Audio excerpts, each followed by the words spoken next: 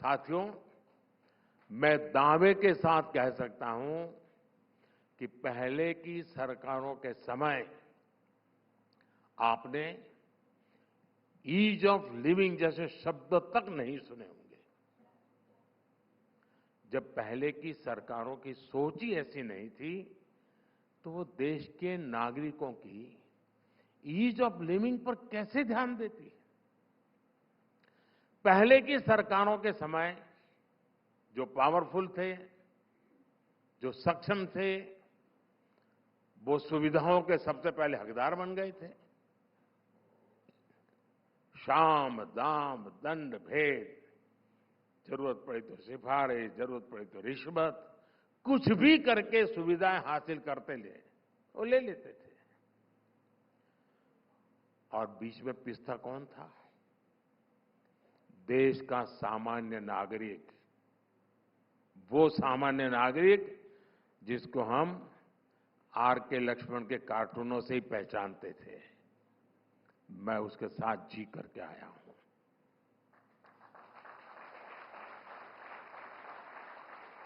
हाल ये थे कि न इस कॉमन मैन के वक्त की हमें कीमत थी और न ही उसकी जिंदगी की परेशानियों को कोई समझता था। इस कॉमन मैन की ईज ऑफ लिविंग को भी हमारी सर्वोच्च प्राथमिकता के रूप में हमारी सरकार ने काम किया है। मैं कुछ आंकड़े आपके सामने रखूंगा। हमारे देश में, और ये मैं जो आंकड़े रखता हूं वो थोड़ा आप लोगों से जुड़े हुए हैं, तो आपको जल्दी अंदाज आएगा। पहले पासपोर्ट बनवाना हो तो औसतन 50 दिन लगते थे, और एक छोटे से पुलिस वाले को भी जाकर के जरा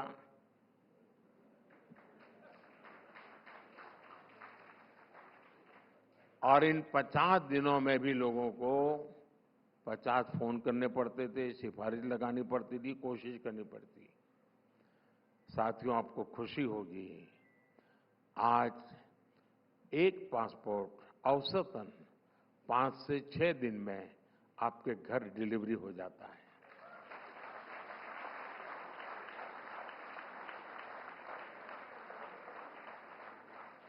ये बदलाव कैसे आया?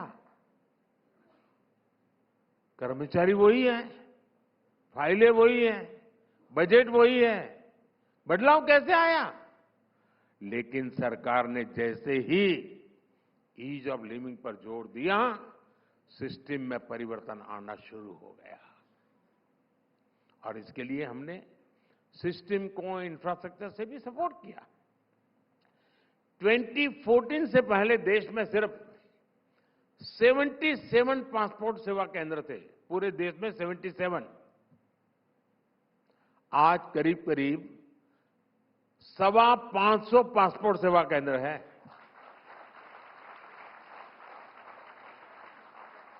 साथियों, ऐसे ही परिवर्तन आप चारों तरफ होते हुए देख सकते हैं। दूसरा भी विषय मैं आप ही के लोगों के साथ जुड़ा हुआ उठाना चाहता हूं। 2014 से पहले इनकम टैक्स रिफंड का एवरेज टाइम था 93 डेज। और ये भी तो कुछ लोग इस सिफारिश के कारण जल्दी लाते हैं, इसलिए एवरेज कम आती होगी। बाकी कुछ लोगों को तो बेचारों को 2-2, 4-4 साल जाते होंगे।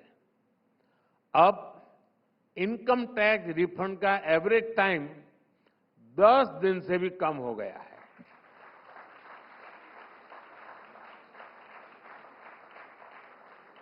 ट्वेंटी 2014 से पहले हमारे टोल प्लाजा पर औसतन वेटिंग टाइम 12 मिनट से ज्यादा था।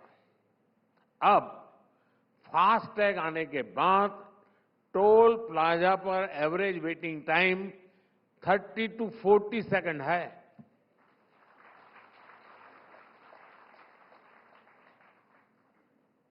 साथियों, हमारे यहां गुलामी के कालखंड में बने पीनल कोड भी ऐसे ही चल रहे थे। अरुण जी ने भी उसका उल्लेख किया। उनके मूल में दंड था, न्याय नहीं था, क्योंकि वो अंग्रेजों की मानसिकता से बना था। उसको जाते जाते भी मुझे आना पड़ा, तब वो गया।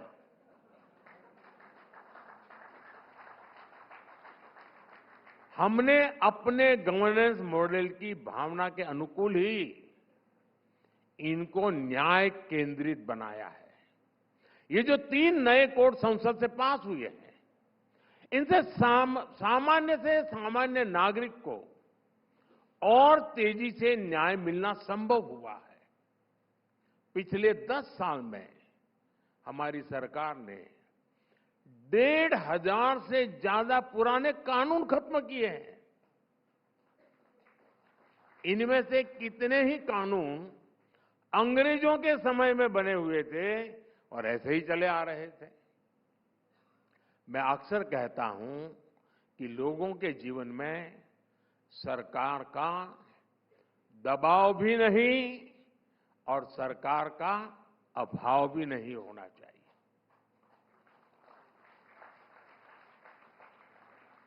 गरीब है, उसको लगना नहीं चाहिए कि संकट के समय कोई आया नहीं। अभाव नहीं होना चाहिए। सरकार की जहां जरूरत है, सरकार होनी चाहिए।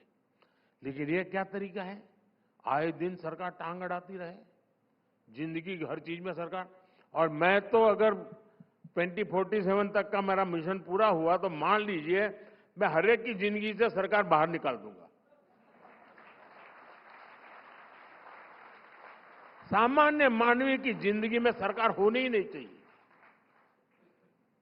उसको खुली छूट होनी चाहिए अपनी जिंदगी जीने की।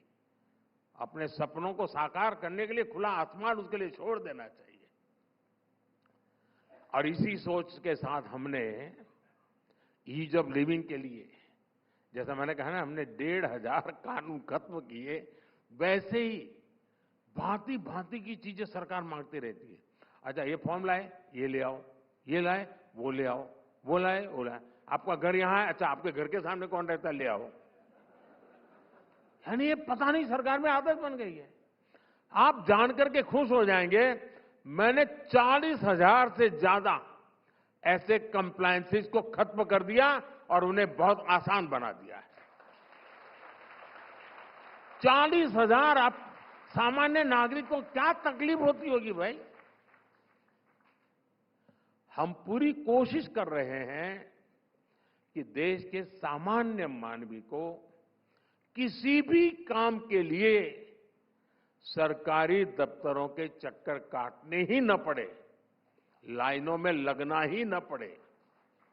बिजली बिल हो, हाउस टैक्स हो, वाटर टैक्स हो, प्रॉपर्टी का काम हो, स्कॉलरशिप के लिए सब अप्लाई करना हो, ऐसे दर्जनों काम अब ऑनलाइन हो जाते हैं। अब रेलवे स्टेशन पर आपको कोई कतार नहीं दिखती होगी। बदल गई दुनिया। और साथियों, ईज ऑफ लिविंग का मतलब सिर्फ इस तरह की सुविधाओं का विस्तार ही नहीं होता है। ईज ऑफ लिविंग तब बढ़ती है जब गरीब और मध्यम वर्ग की जेब में कुछ पैसे बचते हैं, उसकी बचत होती है।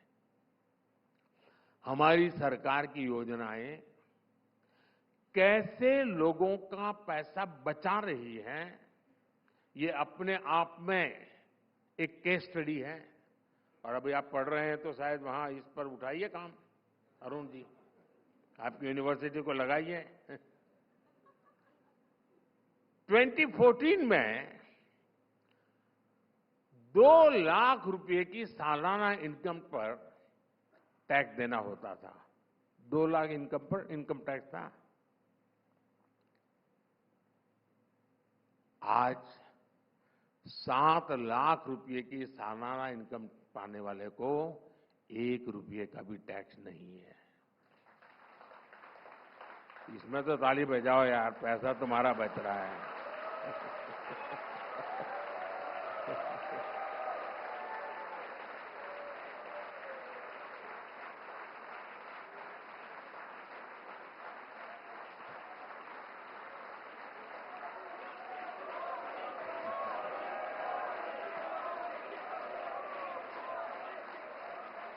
ये मैंने इसलिए किया, अगर किसी को ऐसी भाषण में नींद आ जाती है तो जगाने के लिए जरूरी था। मुझे ताली की जरूरत नहीं थी।